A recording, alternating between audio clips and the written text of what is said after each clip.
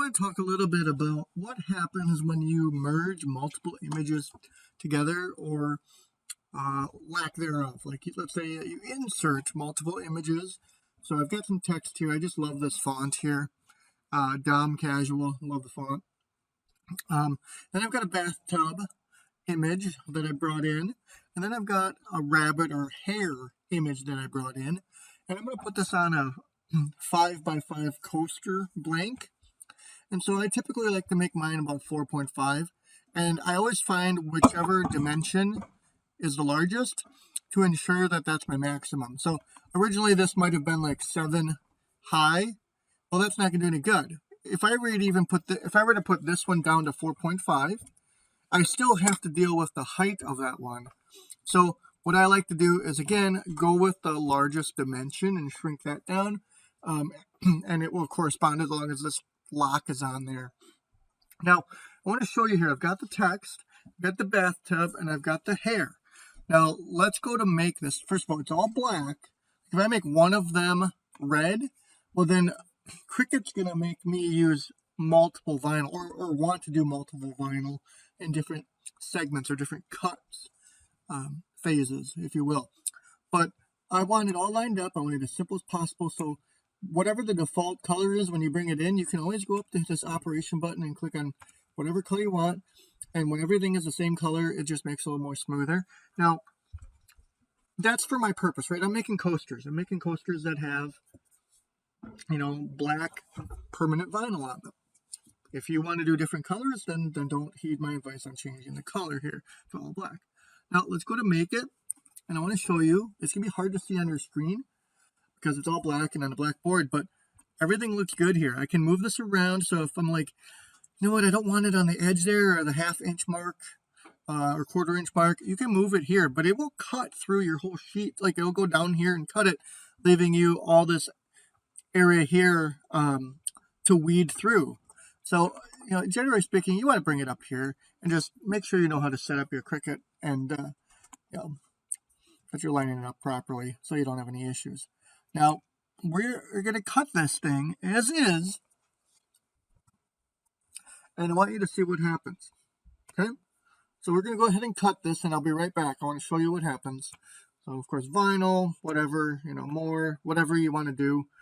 Doesn't matter. You load the thing up, and then you hit the C button, just like some of my other videos where I showed you how to do this. Okay?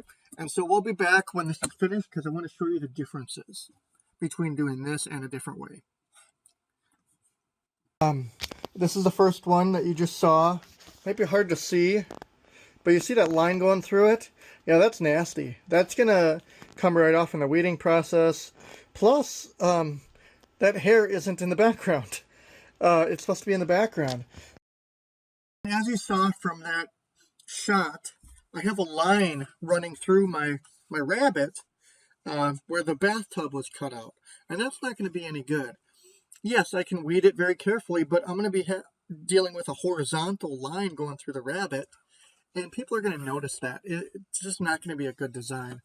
So what we need to do here is we need to grab, now if I grab all of this, it's because we've attached everything. If I detach, now I can move these around, right? Well, I don't want to do that because I like the setup. So I click on both images. I can do it that way by clicking on the first one and holding down Shift, clicking on the other one. Or I can simply go over here on the right side, click on this one, hold down Shift, and now I've got both images. So you can do it both ways. What we want to do now is weld. So over here you see weld. We want to weld that together. And that's kind of like remaking the image, but stamping both of them and mashing them both together. Like welding. If you've never heard of the term welding, you're combining two things together to try to make it a flawless single piece, right? And so now when we run this, I want to show you what happens here because we're not done. See how this is detached? Well, that's what I was saying earlier. When we detach these things, we want to bring them back together now and attach. And now when we go to make it, it looks the same as it did before, when we did it before the first time.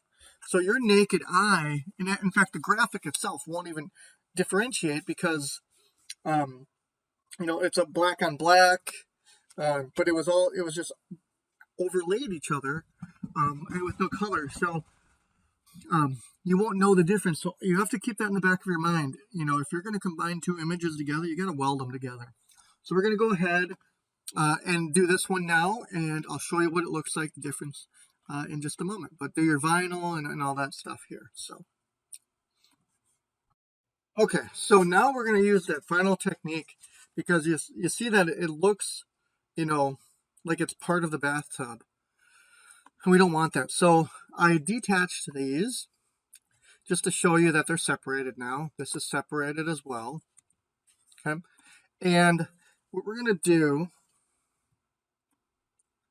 is we're going to go ahead, and this is going to be a tricky part here, but we're going to create another image, or sorry, shape. I'm going to go to the shape.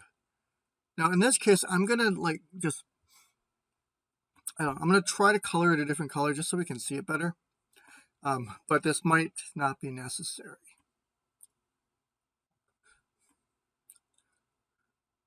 So I'm going to put that rabbit right up in there.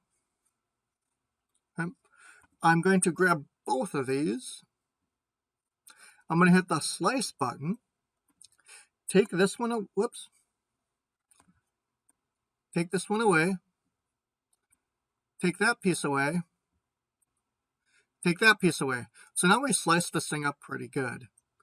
So that's how the slice button works.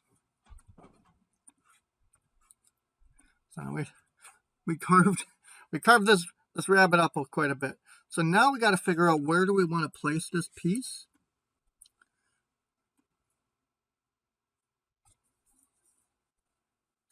And now what will happen, it's kind of like a combination of the first two options, but it goes back to the first option. Now it'll still slice through this, and we'll have our rabbit there as well. The difference is we won't have our feet, the rabbit's feet. So you do have to ask yourself, do you still want that horizontal line going through there to separate out the rabbit from the bathtub? If you do, well then we're going to do this option here. And then if you don't, well then go to the second option where the rabbit looked like it was, you know, with one in the universe with the bathtub. So we'll show you what that looks like in a minute here. So I'm just going to skip ahead and get to that point. Okay, so that third option got us closer, but still no cigarette, or cigar as I say. So you can see there, we still have the lines like we did the first time. We don't have the legs anymore, but unless that line is going to be perfectly shaped, we're going to have that little cut in there. So what I recommend you do is go back and make a little bit of a cut there, a little bit of a separation. It'll look fine on your coaster. It'll look really nice and defined on your coaster there. So what I had to do is, you can move it up and down with your cursor key, your keyboard keys, but play around here, because when you move up and down, it moves it a certain amount, a fixed amount. And so you might have to go into the 100th or 1000th decimal just to get it right. So we're going to go ahead and work that now. Okay, everybody, we've got all four of them now on a 5x5. So we've got A, the very first one, that's got the rabbit legs in there. Now we've got B, which is one solid piece, no lines right there at all. Then we've got C, where we tried the slicing tool, and we still have a little bit of a line, because unless you're going to be able to make your rabbit contour just perfectly, and you could if you finesse it a little more with the slice tool. And then we've got D, where we just, you know, kind of did a combination of the couple of them, where we just said, you know what, we'll just separate it out. We'll bump up the Y-axis a little bit here and go from there. So you can see 4 different ways, and obviously the one that I favor is B. I didn't write anything there because I'm going to try to sell this one. I'm going to try to, you know, I sell these for $1 at the craft fairs. They, you know, when they're this size, they're no longer really coasters. They're more like little signs, just like the ones that I've made over here. Got a couple here. They're not really coasters anymore in that sense. I mean, I do have some over here that are being worked on. They're 4x4s, and they make more sense for coasters. But I just want to thank everybody for watching this video. I hope you learned something, or maybe just better understand something you already know. And I would really appreciate it if you like or subscribe to this video, as well as I've listed some affiliate links for Amazon.